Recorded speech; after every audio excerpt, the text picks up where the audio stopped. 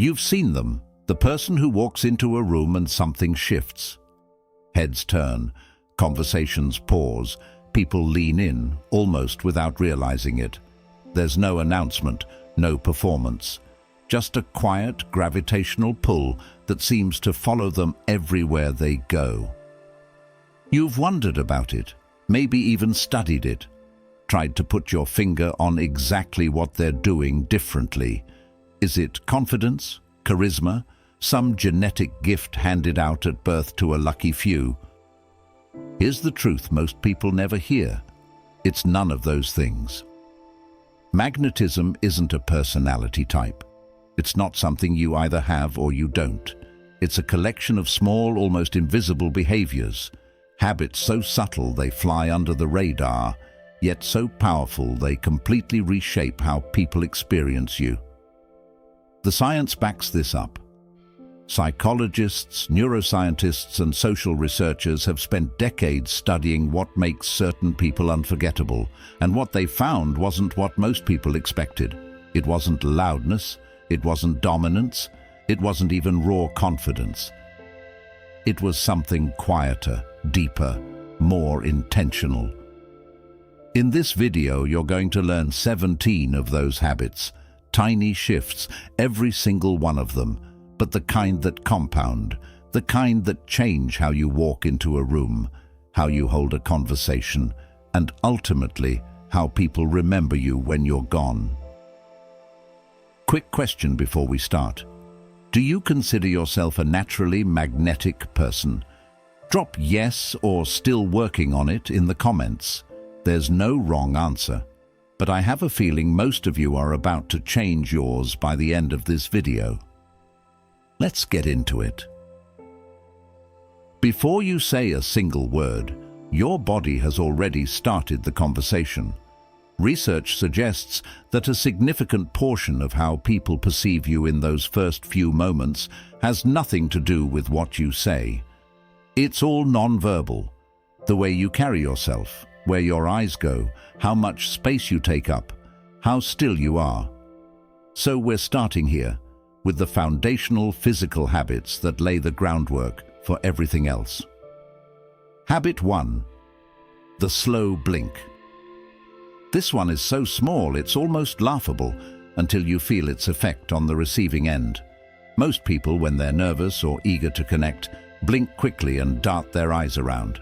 It reads as anxious, unsure, even untrustworthy on a subconscious level. Magnetic people blink slowly and deliberately. It's a signal, quiet but powerful, that says, I'm calm, I'm present, I'm not threatened. You've probably noticed this quality in people who just seem deeply at ease in social situations. Part of what you're reading is their blink rate. Start paying attention to it, and then start slowing yours down, especially in high-stakes conversations. It sounds trivial. It isn't. Habit 2. The triangle technique. Eye contact is one of the most studied aspects of human connection, and one of the most misunderstood. Most advice lands somewhere between hold strong eye contact and don't stare like a predator, which is helpful to exactly no one. Here's a more useful framework. When you're in conversation, let your gaze move slowly and naturally between the person's left eye, right eye, and mouth, forming a soft triangle. This isn't robotic or mechanical when done right. It mimics the natural gaze pattern of someone who is genuinely engaged and interested. It feels warm, not intense, trustworthy, not aggressive. Practice it and you'll notice people start to lean into conversations with you in a way they didn't before. Habit 3. The 1-second posture reset. Before you walk into any room, a meeting, a party, a coffee catch-up, pause for just 1 second. Roll your shoulders back. Lift your chin slightly. Plant your feet. Take 1 breath. That's it. 1 second. But what it does to your perceived presence is disproportionate to the effort. Open posture signals status and confidence to the people around you, yes. But here's the part most people miss. It also signals it to you. Research from social psychologist Amy Cuddy and her colleagues suggests that adopting expansive postures can influence how you feel internally, not just how you appear externally. 1 second of intentional posture can shift your entire internal state before a conversation even begins. Habit 4. The intentional pause. Magnetic people don't rush to fill silence. They're comfortable sitting in it for a beat, and that comfort is contagious. When someone asks you a question, resist the urge to answer immediately. Pause for 1 to 2 seconds before you respond. What happens in that pause is remarkable. You appear more considered, more confident, more measured. You signal that your words are worth waiting for. And paradoxically, the slower you speak and the more comfortable you are with brief silence, the more authority and warmth people assign to what you say. Most people are so terrified of a pause that they rush and stumble. You don't have to be one of them. Habit 5. The lean. Physical proximity and orientation matter enormously in social dynamics, and the lean is one of the most underrated tools in any magnetic person's repertoire. When someone is speaking, really speaking, sharing something meaningful, lean in. Not aggressively, not obviously, just fractionally. A slight forward shift of your upper body. What this communicates wordlessly is, what you're saying matters to me. It's the physical embodiment of genuine interest. People feel it immediately, even if they can't name it. And the feeling it creates, that someone is actually physically moving toward you because your words are drawing them in, is one of the most connective sensations a human being can experience in conversation. Habit 6. Mirroring. This one is backed by decades of research in social psychology and neuroscience, and it works almost disturbingly well. Mirroring is the subtle, subconscious tendency humans have to reflect each other's body language, vocal tone, and pace during positive social interactions. You've done it without realizing it, matched someone's energy, adopted their posture, slowed your speech to match theirs. Magnetic people do this intentionally, but subtly. When someone leans back, you ease back slightly. When they slow down, you slow down. When they drop their voice, you soften yours. The key word is subtly. This isn't mimicry, it's attunement.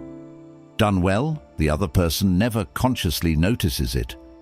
What they notice instead is an inexplicable sense that you just get them, that being around you feels easy, comfortable, natural. That is the signature feeling of magnetism, and mirroring is one of the most reliable ways to create it. These 6 habits are your physical foundation. They're not about performing confidence. They're about embodying presence. And presence, more than any other quality, is what makes a room feel different the moment you walk into it. But the body can only carry you so far. What happens when you open your mouth matters just as much, maybe more, because the real magic of magnetism lives in conversation. And that's exactly where we're going next. There's a reason certain conversations leave you feeling energized and others leave you feeling vaguely hollow. It's not always about the topic. It's about whether you felt truly seen during them, whether the person you were talking to was actually with you or simply waiting for their next turn to speak. Magnetic people are masters of making others feel seen. It's not a trick.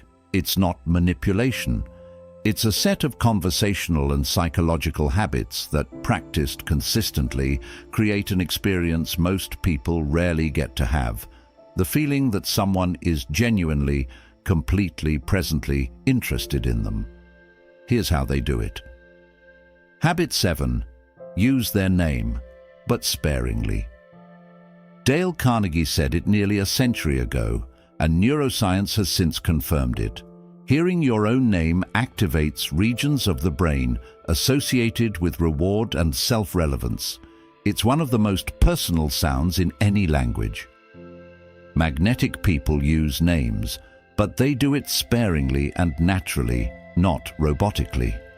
Dropping someone's name once early in a conversation and once near a meaningful moment creates warmth without feeling calculated. That's a really interesting take, Marcus. Lands completely differently than, "Hey, so how's it going?" One feels like a transaction, the other feels like a relationship. Habit 8. The echo technique. This is one of the simplest and most powerful conversational tools in existence, and almost nobody uses it intentionally. When someone says something interesting or important, repeat the last 2 or 3 words they said, as a question with genuine curiosity. That's it.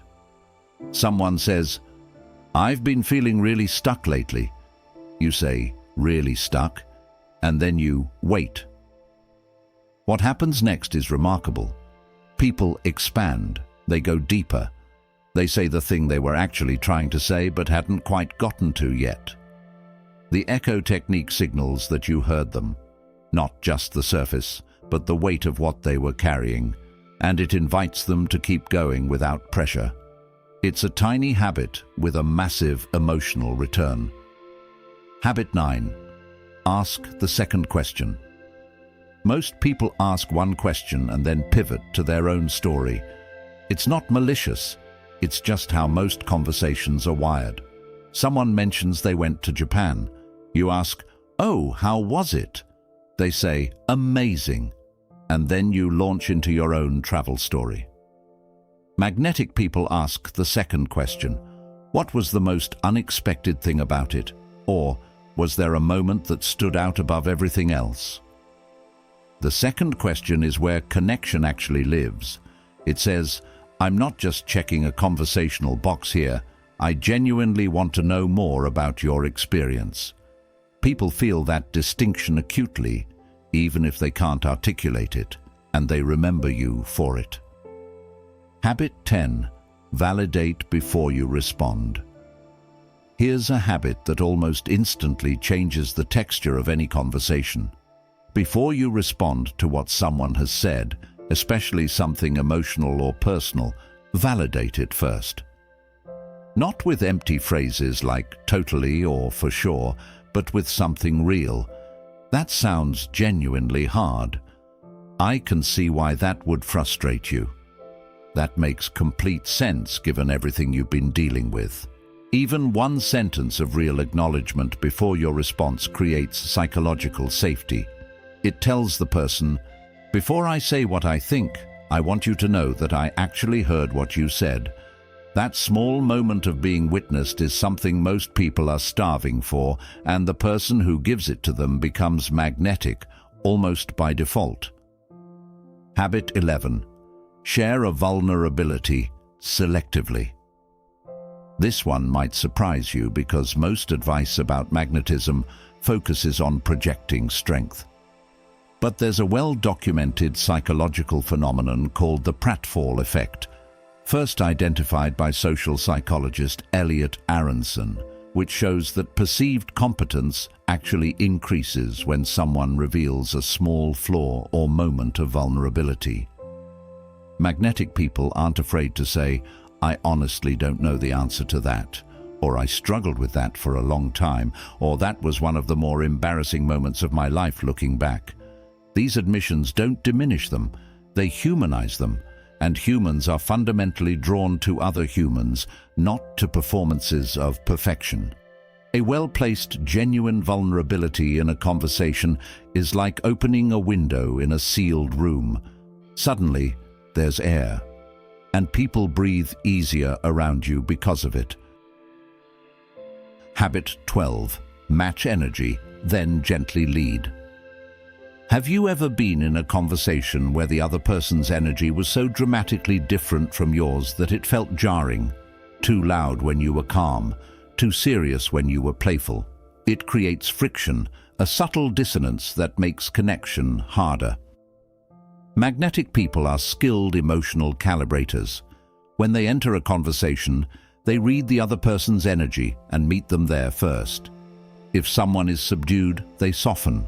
If someone is animated, they rise to meet it.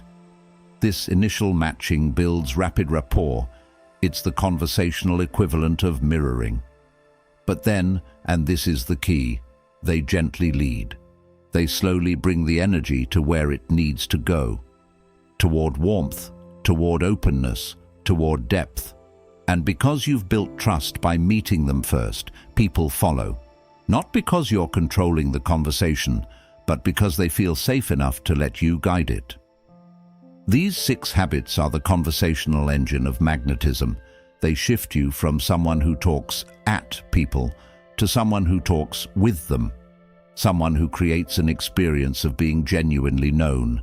And when people feel known by you, they don't just like you, they seek you out, they tell others about you, they remember you long after the conversation ends.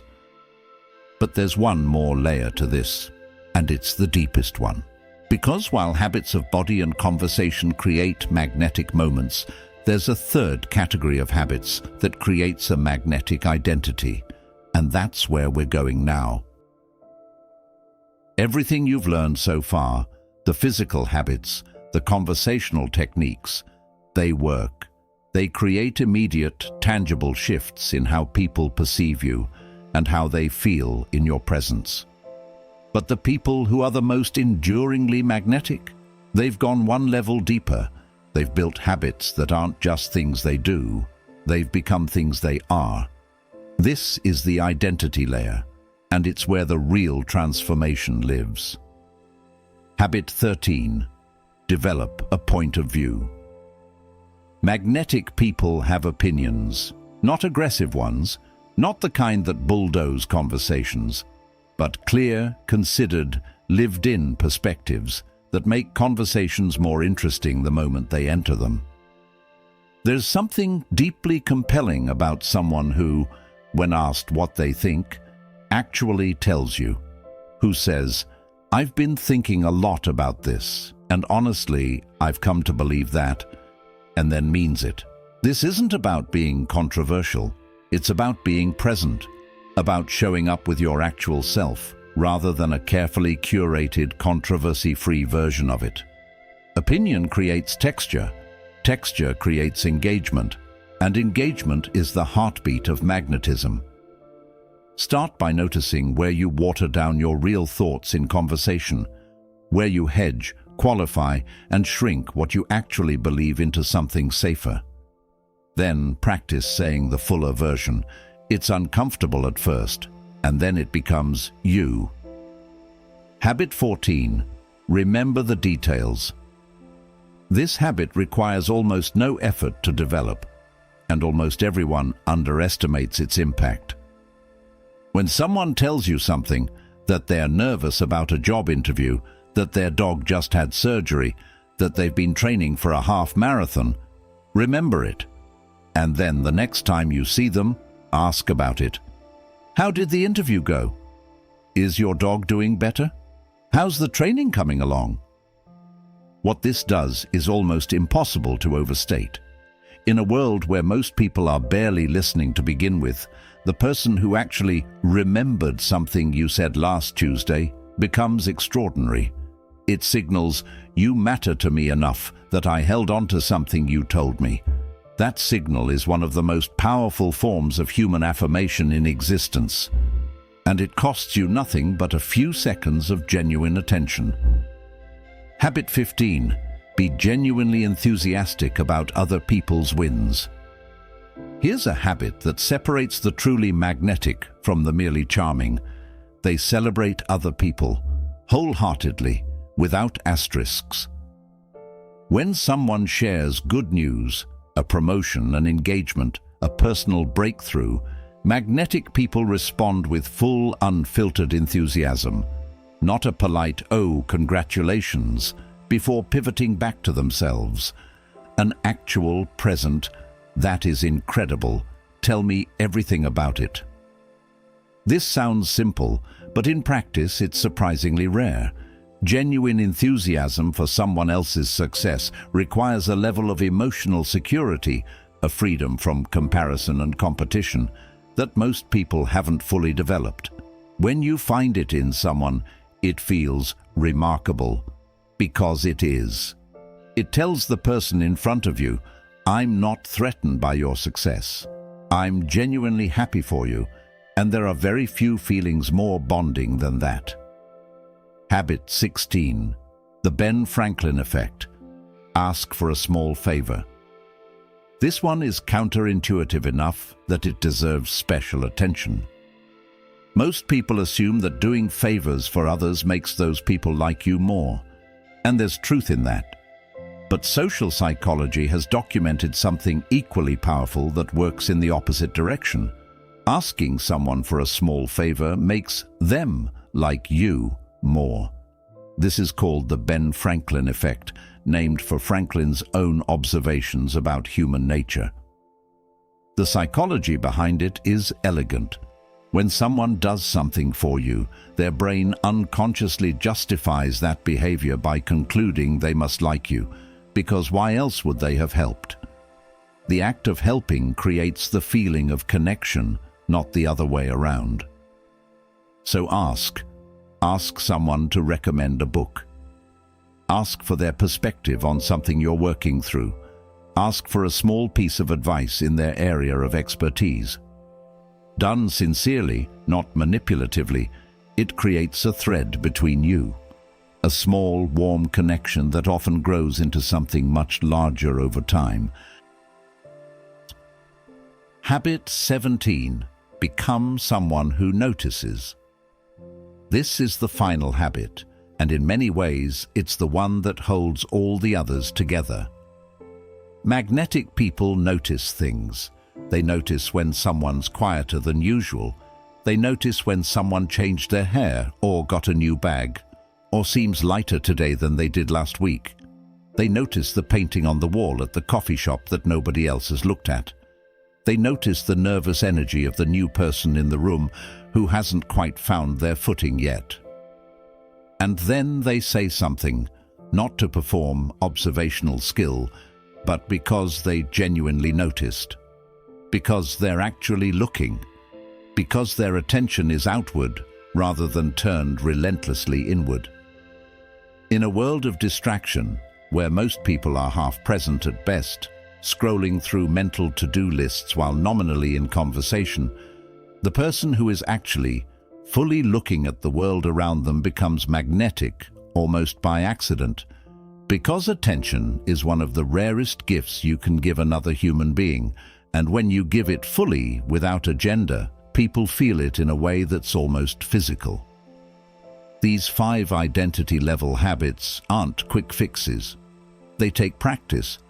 They require a willingness to shift not just what you do, but who you're choosing to become. But here's the thing about that kind of shift. It compounds. Every time you practice one of these habits, it becomes more natural, more automatic, more you. And then one day you walk into a room and you don't have to think about any of it. You've just become someone who makes people feel seen, heard, and valued. And that is the deepest, most durable form of magnetism there is. Here's what I want you to take away from everything you just heard. Magnetism was never about being the loudest person in the room. It was never about having the best stories, the sharpest wit, or the most impressive resume. It was always about how you make people feel, seen, heard, valued, like their presence actually matters to someone. The 17 habits you just learned are the mechanics of that feeling, the slow blink, the second question, the remembered detail, the genuine celebration of someone else's win. None of these are grand gestures. None of them require you to be someone you're not. They just require you to be a little more intentional, a little more present than most people think to be. And here's the beautiful thing about starting small. You don't have to overhaul your entire personality to begin. Pick one habit from today, just one, and practice it this week. In your next conversation, at your next meeting, the next time you run into a neighbor, see what happens. Notice how people respond differently. Notice how you feel differently. Because this isn't just about becoming more magnetic to others, it's about becoming more connected to the people around you and to the version of yourself who shows up with intention, presence, and genuine care. That version of you already exists. These habits just give them room to come forward. If this video gave you something useful, share it with someone who you think could use it. And if you want to go deeper on any of these habits, the neuroscience, the practice, the real-world application, let me know in the comments below. I read every single one. See you in the next one. If you're ready to stop blending into the background and start becoming someone people genuinely remember, leave a comment below. I am magnetic. Say it like you mean it, because after today, you have every reason to. And if this channel feels like home, subscribe and turn on notifications. There's so much more where this came from. Thank you for showing up. Now go make someone feel seen.